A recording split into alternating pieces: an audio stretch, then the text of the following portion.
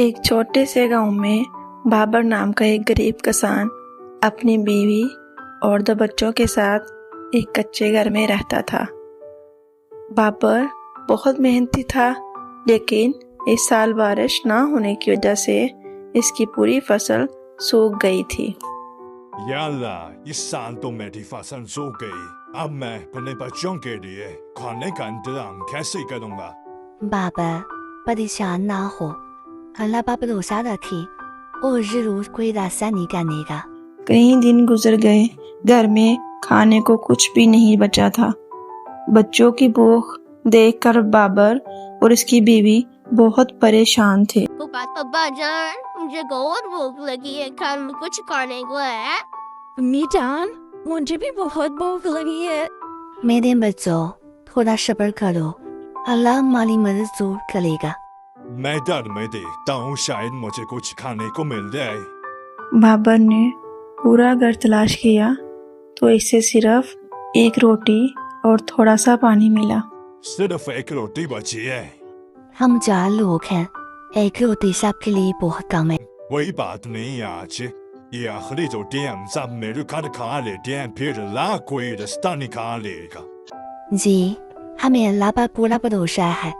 جیسے ہی سب لوگ روٹی کھانے کے لیے بیٹھے، اچانک دروازے پر زور سے دستک ہوئی۔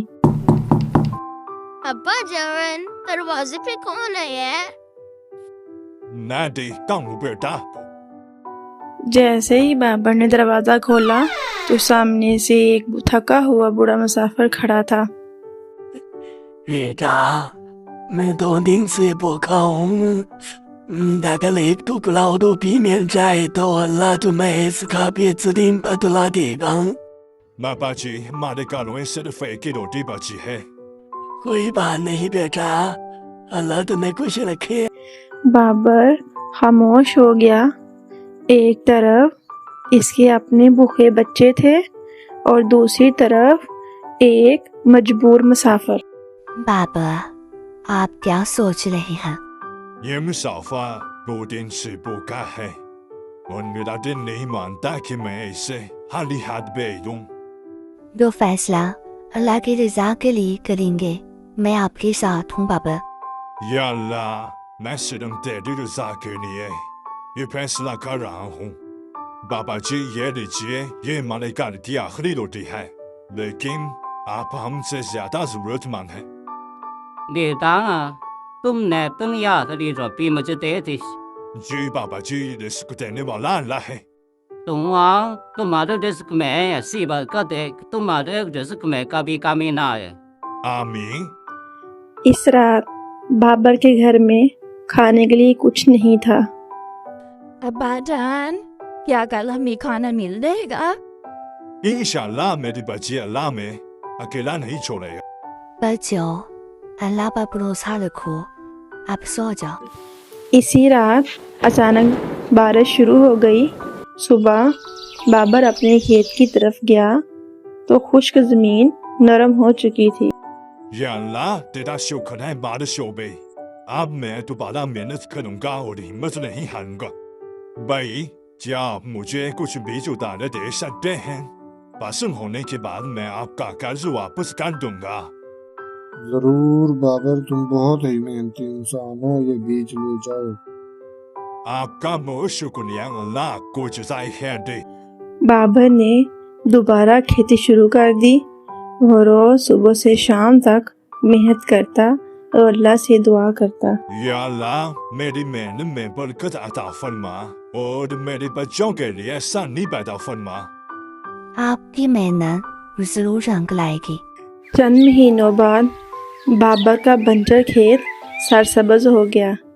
پورے گاؤں میں سب سے اچھی فصل اسی کے کھیت میں تھی۔ ابا جان، دیکھیے ہمارا کھیت کتنا خوبصورت ہو گیا ہے۔ اتنے سارے گندم۔ اللہ نے ہماری دعائیں قبول کر لی۔ الحمدللہ، یہ سب اللہ کا کرم ہے۔ فصل فروخت ہونے کے بعد بابر نے اپنا قرض ادا کیا، بچوں کی پڑھائی شروع کروائی۔ الحمدللہ، آج ہمارا قرض بھی ادا ہو گیا ہے۔ اللہ نے ہماری صبر اور محنت کا بہت خوبصورت بدلہ دیا۔ बेटा बाबा क्या तुमने मुझे पहचाना? जी पापा जी, आप वही मुसाफिर जिन्हें मैंने अपनी आखिरी रोटी दी थी। बेटा याद है तुमने अपनी आखिरी रोटी एक जिंदगी को दे दी थी। जी पापा, वो दिन मैं कभी नहीं भूल सकता। और अपने एक बंदों की नेकी कभी जाया नहीं करता, कभी फौरन और कभी कुछ वक्त बाद, मगर वो जरूर बेहतरीन बदला देता है। आपने बिल्कुल सच कहा, मैं हमेशा अल्लाह का शुक्र अदा करूंगा और जरूरतमंदों की मदद करता रहूंगा। जो शख्स मुश्किल वक़्त में भी नेकी करता है और अल्लाह पर भरोसा रखता है, अल्लाह इसके लिए वहाँ से रिज़्क़ के दरवाजे खोल देता है जहाँ से वो गुमान भी नहीं कर सकता।